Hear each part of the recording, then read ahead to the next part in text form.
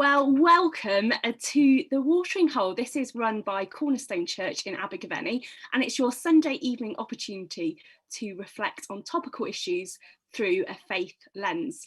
Now, my name is Rebecca Thomas, and over the next hour, I am joined by a panel of expert early years and childhood practitioners, who you can see now, who will be reflecting on the roller coaster that is parenting. So they're going to provide some practical tips grounded in evidence and experience, and they're also going to reflect on how their personal Christian life has impacted on their own parenting. So whether you've got a Christian faith or not, this evening we hope it will be informative, encouraging and practical. So I'm going to introduce you in one moment to our panel, and we're going to spend the first half of our time discussing some parenting principles. And then in the second half of the session, it's over to you, the viewer, to submit some questions that you would like them to answer. And if you've been to the Watering Hole before, you will know how to do it, and it's going to come up on the screen.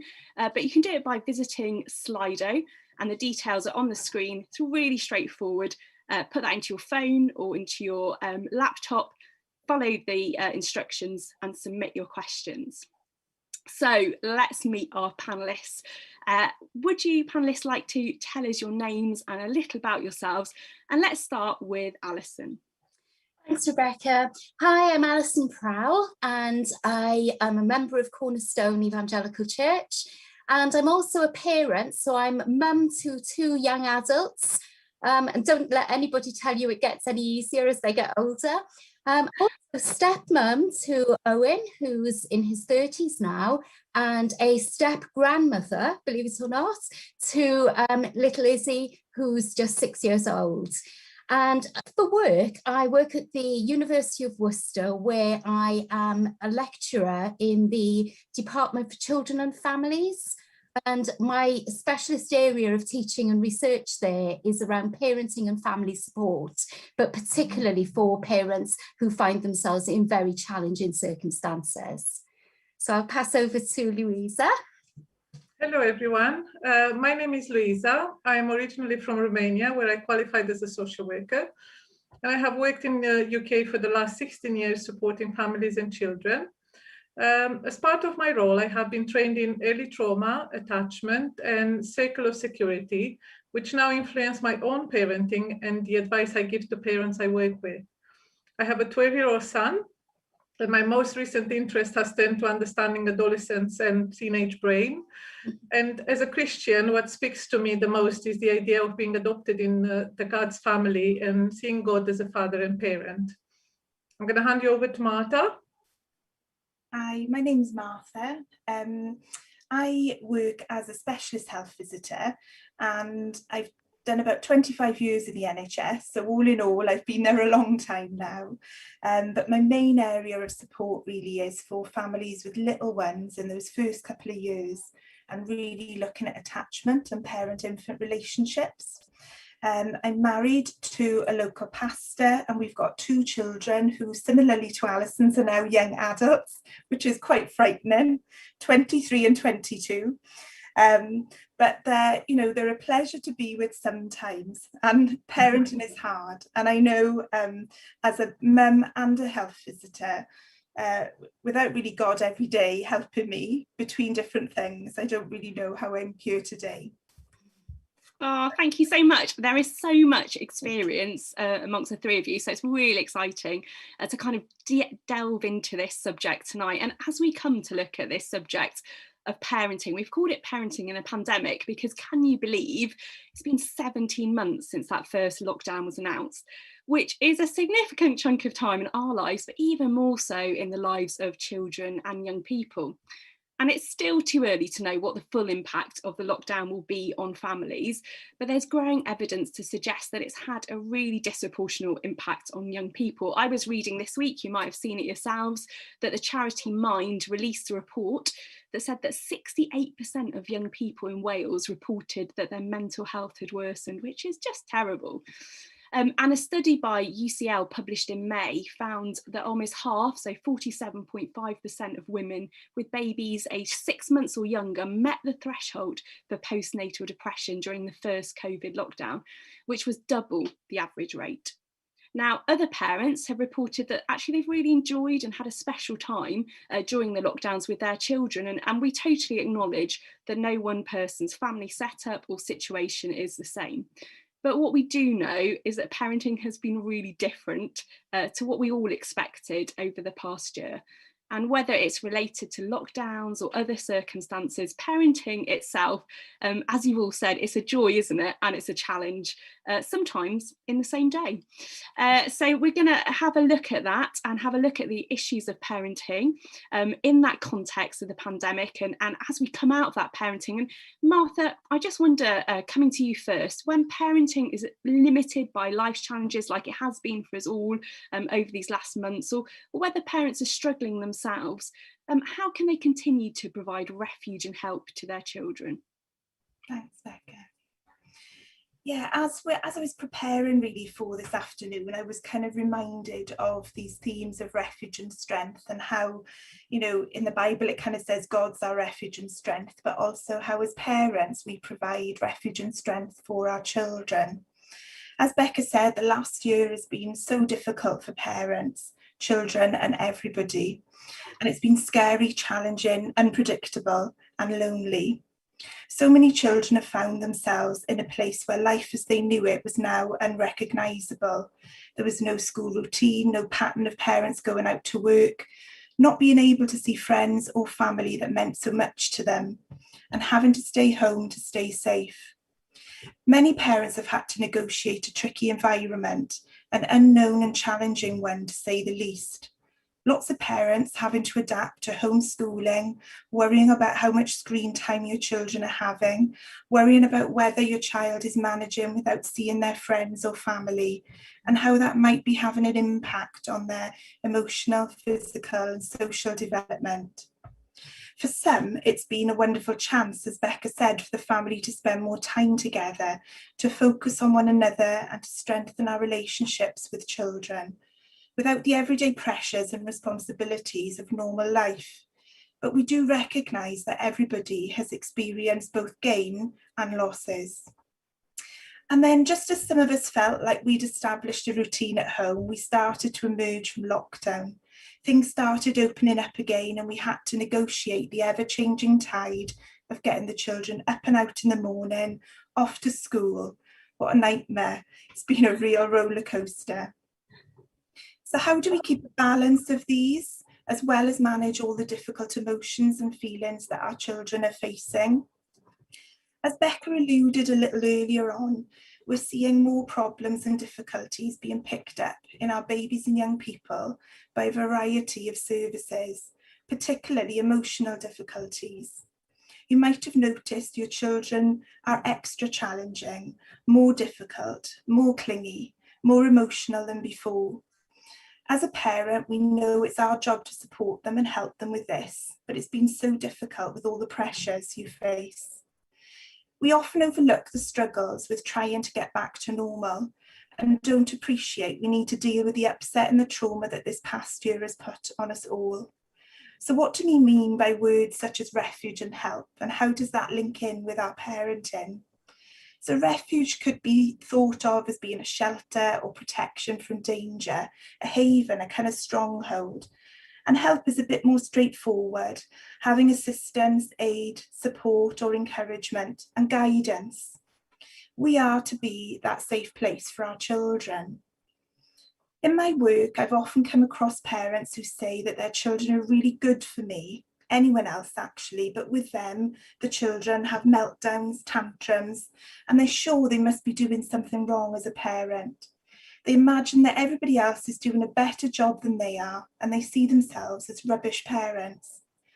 Actually, children who've known really predictable, consistent care by a parent or a carer are far more likely to display more challenging behaviours with them than with others. That's because you are their safe space. They can really show you how they're feeling, even when it's really ugly. We're all familiar with this kind of concept of physically holding your child, but I want you to try to think about what emotional holding might look like. It's a bit like when you've shared a problem with a good friend who listens, not just comes up with solutions, but provides you with that safe space to share. This kind of restores your ability to think more clearly about the problem and find your own solution. Well, this is just the same for a child. They need to be able to share with you their problems, for you to give them a listening ear, and then give it kind of back to them in a more manageable way. In short, whilst your child is in mid-meltdown, they've kind of lost that ability to think. This is an important point to try to remember, and how you respond in that moment will either help or hinder that outcome. Regulating your emotion will help them to regulate theirs, or at the very least give them a model from which to learn to self-regulate. Sometimes I think we really need to remind ourselves, particularly as a Christian parent or practitioner, that our kind of Heavenly Father has put us in a unique place to parent or care for other people. We might not think we're often the best person for the job, but He really does.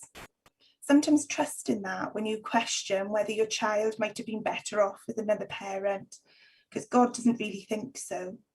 He kind of knew you'd be the best person to care, nurture, provide refuge for, and help your child through the difficulties they face as they grow and beyond. I have a wonderful friend with 5 little children. And at one point when they were all under 5, I remember asking her one day how things were going. And she explained how difficult that morning had been for her. They were all awake by 5 in the morning, all crying, demanding her in all different ways. One was attached to a leg, she was carrying the other, and she just felt completely overwhelmed. She said all she really wanted to do was throw them all out of the house. But she kind of remembered that God, in a sense, had given her these children to demonstrate His care and grace to them, that God had put her in that place as their mum, the best possible person to meet their needs. In that moment, she was able to put aside some of her feelings and dealt patiently and kindly, meeting their needs. She stepped back and saw that this is what they needed. What they didn't need really was an angry bear, which I know is how I've responded more than once in the past. And it was important to support each of their needs in turn. Sometimes our feelings can really get the better of us.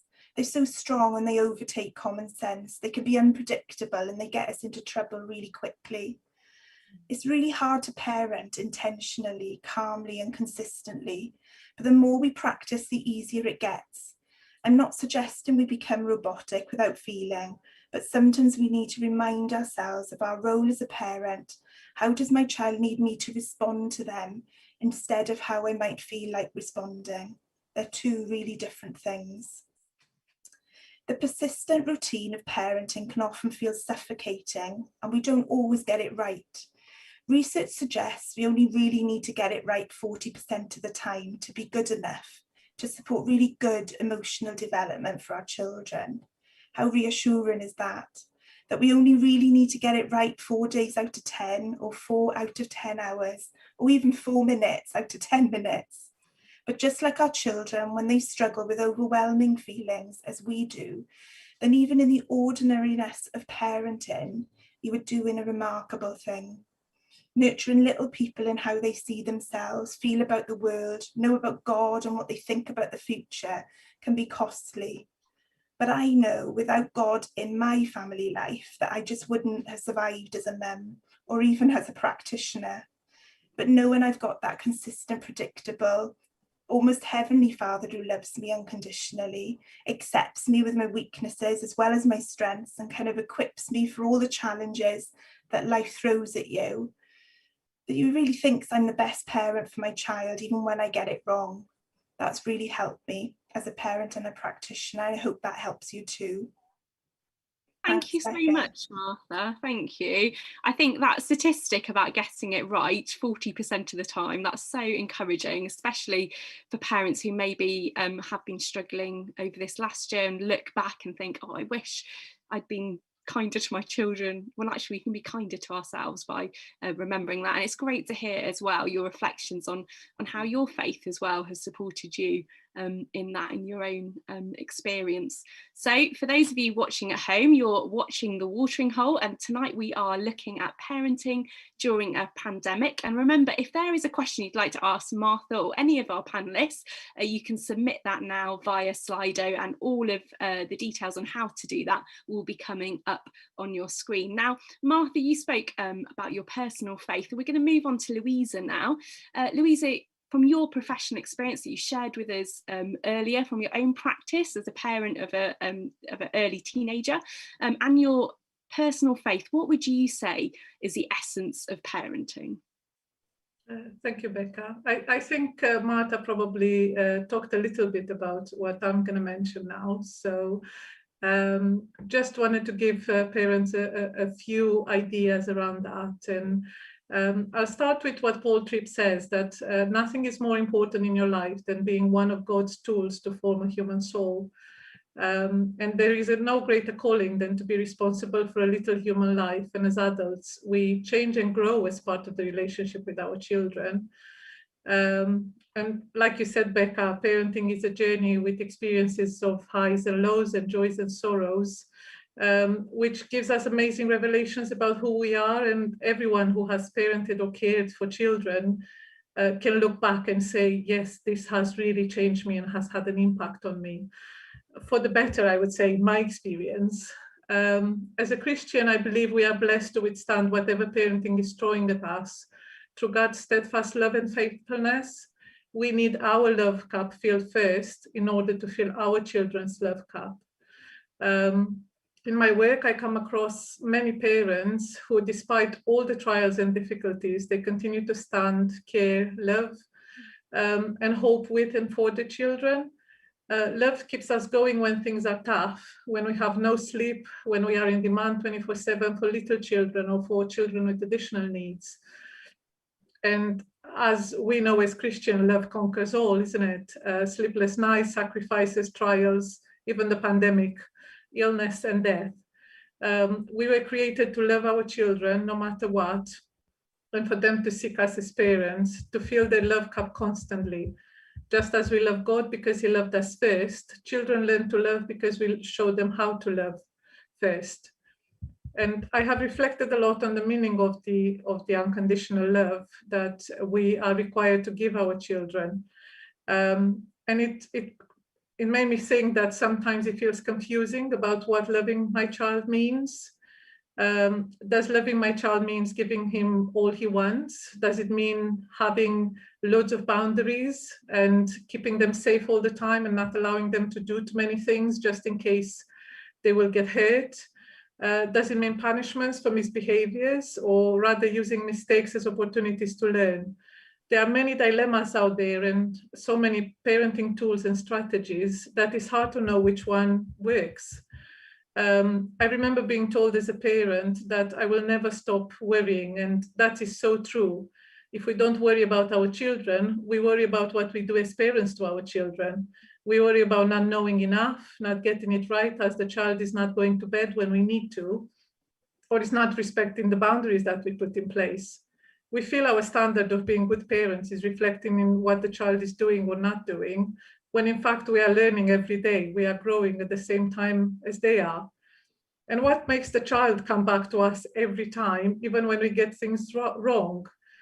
They continue to trust and look to us to provide for them. They forgive and forget quickly that maybe yesterday we've been a bit short with them, or we forgot to cuddle them before bedtime because we were too tired. Or like me, you forget to put the spoon in with the yogurt in the lunchbox. Children give us many opportunities to get it right, isn't it? And also, how is it that we want the best for our children, but we also get it so wrong sometimes?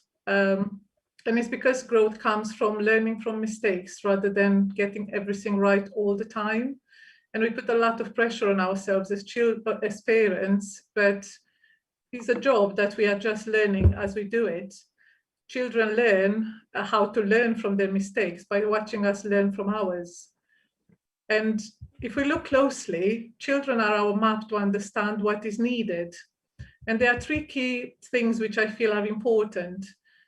To see children as unique individuals from day one, Start by thinking of your children as having their own identities and personalities, and not someone that needs to satisfy our expectations and hopes as parents. Think of your relationship with your child as a dance, where you follow the need and take charge when necessary. The aim is not to control the dance, but to learn how to do it together. As the bigger person in this relationship, parents are called to be wise, to remain balanced and fair, to always be kind when, even when discipline is needed. And the third thing is to remember your relationship with your child is based on love. It helps to reflect on parenting being the expression of love, and to remember what love is. Patient, kind, does not seek its own way, is not proud, is not provoked, rejoices in truth. Loving someone is not serving or being served, but helping and being together. Loving someone is being fair even when you are hurt, and recognize when we make mistakes and apologize and try to make repair as soon as possible. One of the things that I've loved in one of the trainings was that using lug instead of a hug, which is listening and understanding before giving your child a hug. There are many times, many things which stumble us as parents and makes this hard job even harder. Our job as parents did not stop because of the pandemic, and I know increased worries, difficulties, loss, illness, lack of support are among many things that have hit many families. We are all designed to look for safety, especially little children look to us to create a safe world for them, an environment where things are predictable and consistent, just like Martha said. Many parents have worked incredibly hard to protect children as much as possible from the lockdown restrictions, and yet in many cases this has not been possible. In my experience, children learn emotions from watching us dealing with our emotions, and they are tuned into our emotions much more than we are aware. Here is a challenging thought. What do our children see when they look at us, when we are anxious, sad, worried, angry?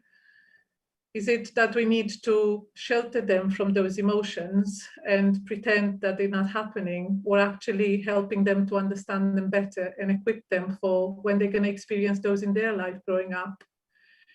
It's important to model to children it's okay to have strong feelings and we are not overwhelmed, and to let them see what we do when we are feeling overwhelmed.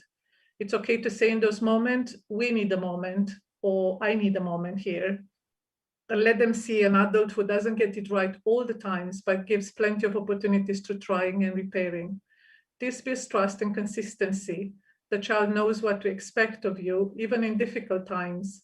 And in turn, they will learn how to handle difficulties themselves. As God remains faithful to us in any circumstance, not only in good and happy circumstances, we should try to remain present, consistent, and worthy of trust for our children as much as possible in any circumstance. And when we don't get it right, let's not spend time beating ourselves down, but seize it as a way to discovery of what is the need here for the child and for us as parents. Thank you. Thank you, Louisa. Thank you so much for that. There's so much there. I love the fact that every child is unique, and if you've got more than one child, you will know that. I used to think that if the same family would produce the same children. It doesn't, does it at all? And also that idea of the relationship as a dance, that's so helpful to think of, when am I having fun, when am I correcting, when am I leading, when am I following? There's so much in what you said there. Thank you so much for that. So Alison, moving to you now, we're going to talk about managing behaviour with children. Now, I'm sure your children were always so well behaved. Oh, absolutely. But I think there's so many children, behaviour, or parents rather, sort of negative behaviour traits are a real issue.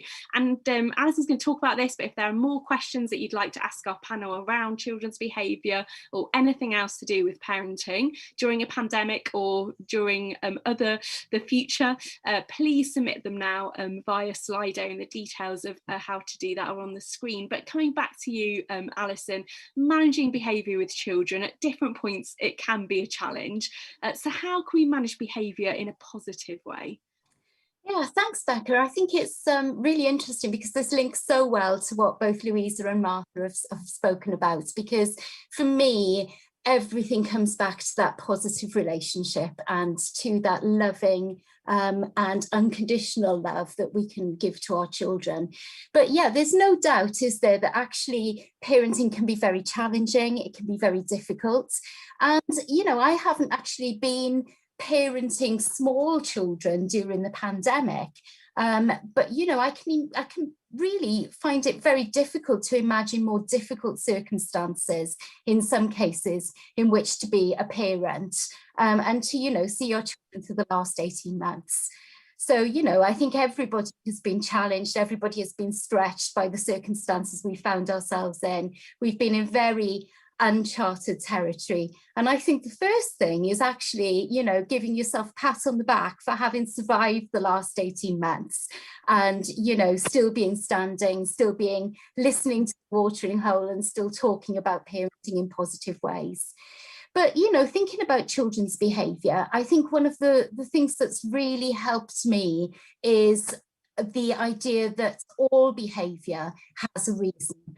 There's always a reason behind children's behaviour. We see the outward, don't we? But there are all sorts of things going on inside the child that gives rise to that behaviour.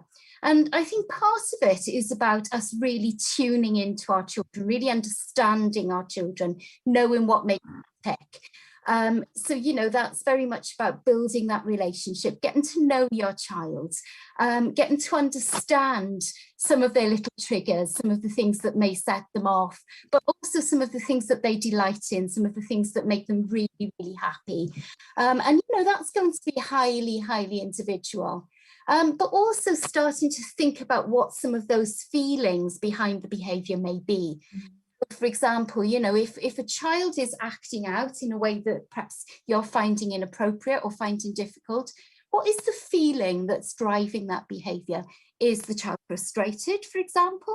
You know, is it something physical? Has the child maybe not had enough sleep the night before?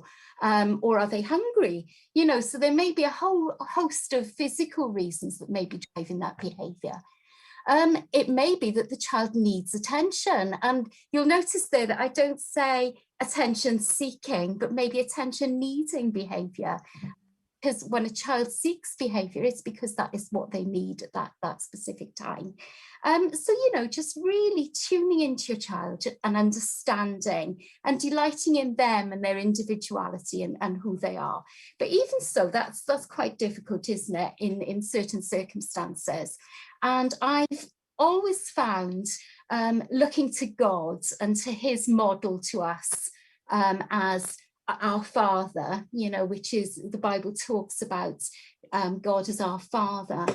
And I found that really, really helpful. So for me, there's a particular verse that I found very helpful in my parenting. And that comes from Psalm 86. I'll just read it to you. For you, Lord, are a compassionate and gracious God, slow to anger and abounding in love and faithfulness. So that idea of being slow to anger, of being compassionate, you know, I looked up the words compassionate and it means sort of like tuning in, it means understanding and really sort of like trying to feel their suffering and then to alleviate their suffering. So, you know, sometimes that behaviour is linked to those emotions and we can tune into those and we can, you know, feel the child suffering, but also do things that are going to help to alleviate it. So it's seeing beyond just the outwards and seeing, you know, the beginnings of those feelings, being sympathetic to our children and understanding them. And as I think it was Martha talked about, beginning to model that self-regulation. And that begins with us, doesn't it? It begins with regulating our own emotions. So, you know, I've thought a lot over the years about what does it mean to be slow to anger? And sometimes for me, it means taking a deep breath. You know, sometimes it means physically removing yourself from the situation and taking that moment to compose yourself. It's about being kind to yourself and also understanding your own emotions as well. But, you know, that idea that God is slow to anger and abounding in love. And, you know, so bringing your child back into that positive relationship with you, finding a way back from negative behaviour and a way to be accepted and brought back into the sunshine can be really, really helpful. And, you know, similarly, I just love that idea that Jesus talks about when he talks about the parable of the prodigal son. And, you know, here you've got a child, a young adult, I guess, who's basically made some quite bad choices and gone away and, you know, really acted in a way that perhaps the father finds just not acceptable. But when he comes back and shows remorse, the father is compassionate. It says he has compassion and he is delighted to see his child and to bring him back into that positive relationship with himself. You know, we're told he puts a gown on him and a ring on his finger and throws a great big party. And, you know, for me, it is about allowing ways for children to move back from behaviour that's unacceptable and to know the smile of our grace again, to know our forgiveness, to know that we also recognise that we are those who don't always get it right. You know, we are those who sometimes mess up. And, you know, that there is that way for us to experience forgiveness from God and for children to learn from their mistakes, you know, and I think that's really, really important to see it as something that you can learn from as you move forward. So yeah, so for me, you know, it is very much about that relationship, you know, that idea of being abounding in love and faithfulness, showing that consistent approach as Louisa has talked about, so that we're predictable to our children, so that they're going to know how we may react. And even when we don't get things right, and you know, it's such a great thing, isn't it, to remember that we don't have to be perfect, that there's only one perfect parent and that's God. You know, we're not going to be the first perfect parent that's ever walked the earth. And you know, if we just get it right that proportion of the time, then, you know, it'll be good enough to ensure that our children have the best start in life. Thank you so much, Alison. I love that picture of the prodigal son and that the joy that the father has, even though that son has let him down in so many different ways, financially, probably in terms of his social standing, embarrassed him, and yet he delights in him. And there is so much there, isn't there, when we are maybe sometimes embarrassed by the behaviour of our children, and it can be easy to be punitive, to actually continue to parent and to delight in them. Thank you so much for the three of you for just those opening kind of challenges, points, and really practical tips. What I love about that is that all of you, your faith and your personal experience and your practical experience of parenting, all of that is meshed together, that your faith is really just part of the way that you live and you think and you breathe, and it's really great just to see that and to learn from that. Well, now if you are watching the watering hole tonight on pandemic parenting, it's over to you, and we're going to go over to Slido. We have already had quite a few questions in panel, so I'm going to read some of the questions out and we'll spend some time doing this before for the second half of our session tonight. I will pick on you, but if panel you would like to answer this, then please do put your hand up or shout or whatever you want to do a dance, whatever you'd like to do. We should have maybe had toys, shouldn't we, that you could like bring your toys. That would have been quite in with the parenting theme. Okay, so the first question, I'm going to give this to Martha because it relates to what she was talking about. So somebody has said, even if I get it right 40% of the time, so talking about parenting, how do I deal with the guilt of getting it wrong 60% of the time? Really good question. Over to you, Martha. Okay, thanks, Becca.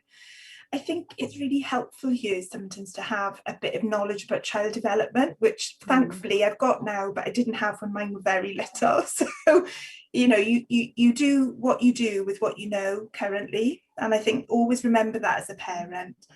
But actually your child needs almost 60% of you not getting it right for them to start to develop those skills that they're able to manage when you're not there. So they almost need opportunity to not have you there to get it right for them, because that's how they learn then to build their confidence and be able to manage difficult times when they're in school and away from home, when they're with friends and you're not there to kind of step in and help. So actually, by not getting it right, if we get it right 100% of the time, we're not doing them any favours because they're not developing those skills themselves. So actually, don't worry about the 60% because that's really good, as well as getting it right 40% of the time. Is that okay, Becca? That's great. That's great. It reminds me, actually, somebody said to me once about one of my children, oh, the fact that they can disobey shows that they feel safe with you, and which is a really interesting reflection. Does anybody want to add anything on that before we move on to the next question? I think it's just to remember the idea of growing as parents, and we can't get it right all the time because we haven't been, it's not as exact science parenting. Every day looks so different, every need is so different, the child moves to a different stage of development all the time. So it's just kind of keep trying. And if you don't get it right, just be prepared to acknowledge that and help the child learn from that as well. Thank you. Thanks, Louisa. A really practical question next. So Louisa, I'm going to come to you for this. So from a parent of an only child, but I'm sure applicable to others. So they haven't had, so the lockdown has happened, and they haven't had lots of opportunities for other children in their home for over a year. Now they're having to relearn how to share their toys. That's the child, not the parent. Any suggestions? How do you help your child relearn sharing after pandemic? Such a great question. Louisa. And I think that starts in the family, not so much with friends, but it starts with mom and dad, and kind of, and I think probably us as parents have been guilty of this. Having an only child, you tend to maybe be a bit more indulgent in a way. And I think sometimes taking turns, playing games where you take turns, you know, sharing something together, like making food for daddy, or and doing kind gestures for one another, and teaching the child to do that. Maybe it helps the child see that sharing with others is something that it's fun and it's nice and it's okay to do, depending on the age of the child. Because sharing comes a bit later on. So I wouldn't, I think a 2-year-old would probably really struggle with sharing. All the children learn by being around other children, and also to think about, if the child hasn't been in social circumstances for over a year, to maybe start slowly, maybe encourage them to spend some time with only one of their friends, and make it a structured time, limited time, and in a space where the child feels safe, and maybe in a neutral area rather than in your home, so the child doesn't have to share everything they have in one go, but only have a few toys with them. Those are some of the things that come to mind, and obviously it depends very much on each child, their needs, and every circumstance, isn't it? I don't know if Marta has more ideas, probably. No, I think I agree with you, Louisa. You know, it's about, you know, our children have missed out on so much of the last year, and it's about reintroducing some of those themes for them, and just modelling them, practicing them, and just doing that gently, and it'll build. They learned it before, so they can learn it again, you know. That's really helpful, isn't it? It's that having to relearn things. I think we're all in that situation of children. It's been a long time, hasn't it, for them, out of practice. So that's really encouraging. Alison, coming to you, I've got 2 questions that are quite similar. So one is, if my child is showing signs of anxiety and stress, how do I know when I need to get help? And then the second one is, my teenagers got increasingly anxious over the last months, and there's a long waiting list for help. What can we do at home while we wait for professional support? So. Yeah, I mean, I think it has been something of an epidemic really over the pandemic, hasn't it, in terms of anxiety for all of us. I think, you know, Martha gave a statistic around postnatal depression, and, you know, similarly, I think children and young people in many cases have very much struggled. I think there are a number of things that we can do as parents. I think first of all, it is about acknowledging the anxiety and, you know, very much just being aware of that and actually talking with your child, depending on age and ability, obviously, you know, that's going to be very different for a 5-year-old from a 13-year-old, but talking about some of their concerns and actually being able to, for them to be able to voice some of those without judgment is a really, really important aspect. But also, you know, I think there obviously is a real need sometimes for professional help. And I think it's been shown that when help is delivered early, that it is actually much more effective. So, you know, I think there's always some, you know, some merit in seeking advice from a professional, whether that's from your GP, but also thinking about school as well, because schools are really well equipped for dealing with some of these issues. I suspect that both Louisa and Martha will have been on, and yourself as well, Rebecca, will have been on a course that I've been on recently, which is mental health first aid. Brilliant program, and I know that it's been delivered very, very robustly to teachers and teaching support assistants across the area. So, you know, you may find that actually there is a lot of support and a lot of help that is available at school. And the other thing that I would talk about really in terms of children, and particularly small children, is the value of storytelling. So there are fantastic resources out there for helping children to manage their emotions and to understand their emotions. The Little Book of Worries is fantastic, and it's something that a parent can just spend some time, some positive time with their child, but it can open up all sorts of areas of discussion as well, and ways for you to understand your child better. But, you know, it's very, very difficult for parents, isn't it? And I think, you know, the other thing when you have a child who's anxious is to make sure that you're taking care of your own needs, the parent, that you are exercising that self-care. And, you know, that's everything from making sure you get a good night's sleep through to eating properly and taking some time to do things that you enjoy and that give you a break as well. And in doing so, you are modeling those healthy behaviours for your child. Thank you so much, Alison. I think there's so much in that. Just, you know, we can't escape the situation that we're in, but we can model 40% of the time how we should be coping with it, and I think that's really, really helpful. Thank you. Another one here about, I think it's talking about the parent, but saying, how do you self-regulate when you're in a public place and you can't get out of the situation and breathing hasn't helped? So talking about self-regulation, I don't know, Martha, whether you want to pick that up. So how do you self-regulate when you're in a public place and can't get out of the situation and breathing hasn't happened? I'm not sure if that's for a parent or a child, if you want to speak to both, maybe.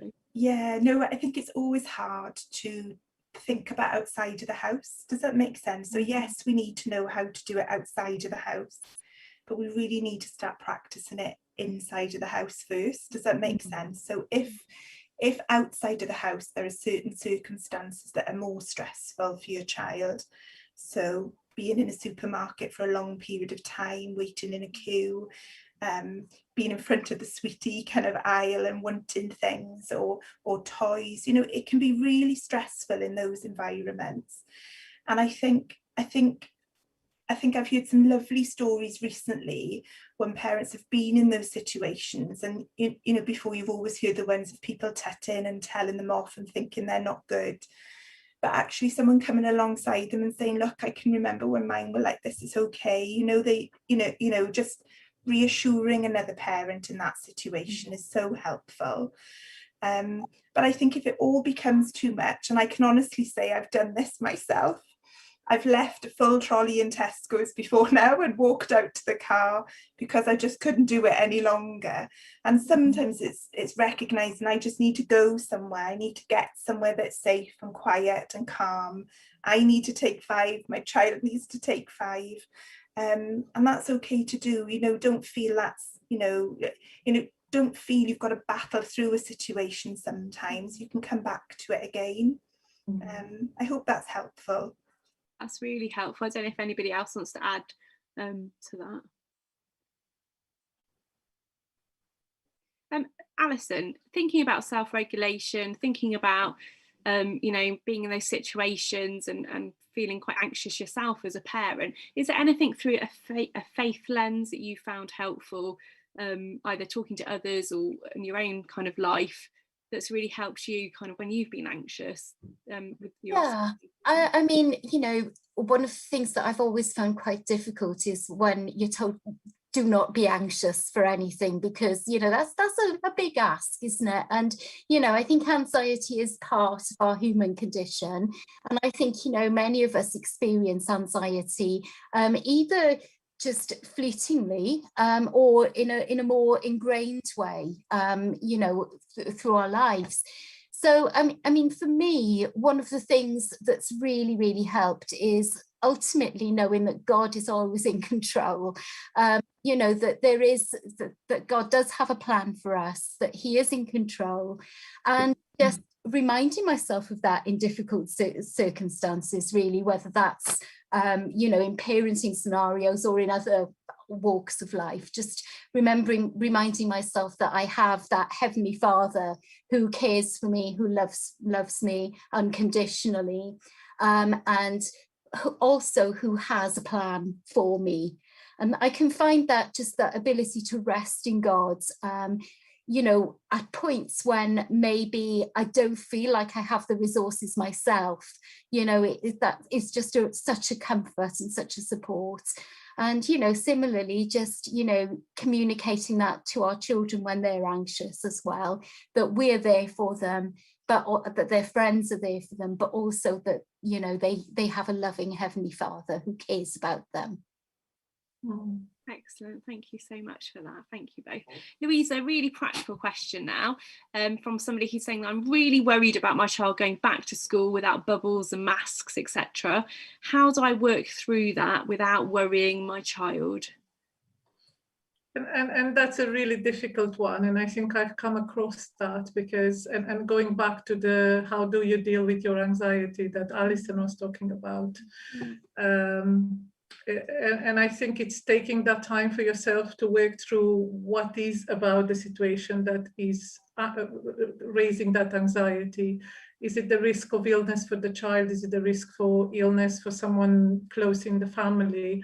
Are there any strategies that we can think of to prevent some of the things? Sometimes in parenting, you almost need to be like a step ahead and to think kind of ahead of what might happen, isn't it? And also finding the, you know, clarifying maybe with the schools of what measures will they take instead of the bubbles? What is it? Because I know that with all the schools, although they're not going to keep the bubbles, there will still be safety measures in place, being through testing the staff or ensuring that children are sanitizing their hands.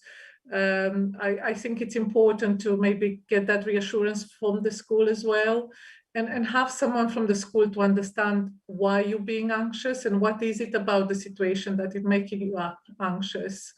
And without knowing more details is very, very difficult, but definitely I would advise that the parent takes some time to think deeply about what is it about the situation that creates that anxiety, and find people around that they can talk to and they can really trash this out and kind of think about it to find some solutions together, really. Brilliant. Anything else anybody wants to add on that? That's really Rebecca, I was just thinking about something very practical as well. When you are feeling overwhelmed by anxiety, it can be really, really good to take yourself out into the outdoor space. So to experience something that we call grounding, which is just, you know, feeling your feet against the ground, being aware of, and I suppose it's a kind of mindfulness really, just being aware of sounds, being aware of what's around you, so that you're actually managing that that anxiety in a very proactive way, and using your body to bring that calmness. Fantastic, thank you, Alison. Thank you. We're going to come on. And that can help with children as well. So, and it's so much of it is remembering these things in the moment, isn't it? And having those little triggers, if you like, were really positive, that just remind us, right, I need to be grounded, I need to breathe, I need to do these things. That's really helpful. And I think just that idea that Alison said about some anxiety in our lives, it's healthy. Some anxiety, the healthy anxiety is going to help us go through exams or to achieve things or to try new things.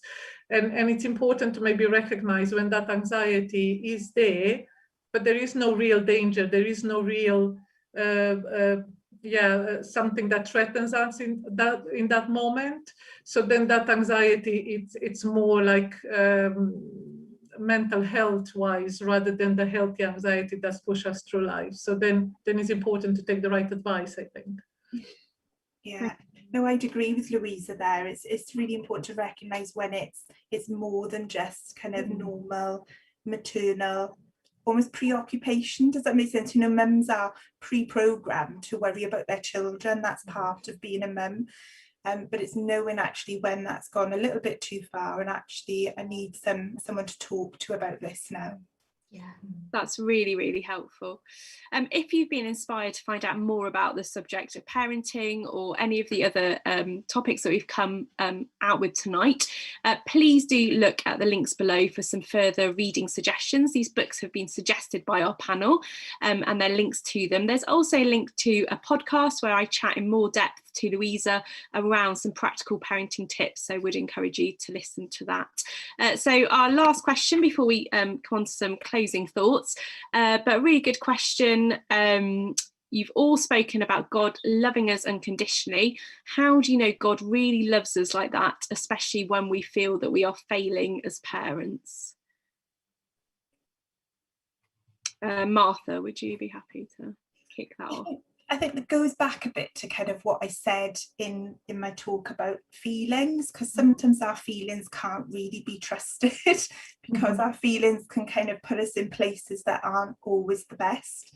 I think for me personally, going back and maybe reading some of God's promises really helps, really reading that and knowing he is, you know, the Bible tells me he is that predictable, consistent, loving God, really, you know, with my good things and my bad things, and he's always there for me. So I think that really helps me, because often there are times where I really feel I failed as a mum or as a practitioner, and that's okay. You know, we all get those moments where we feel we've not dealt with the situation well with our child or in our family or anything like that.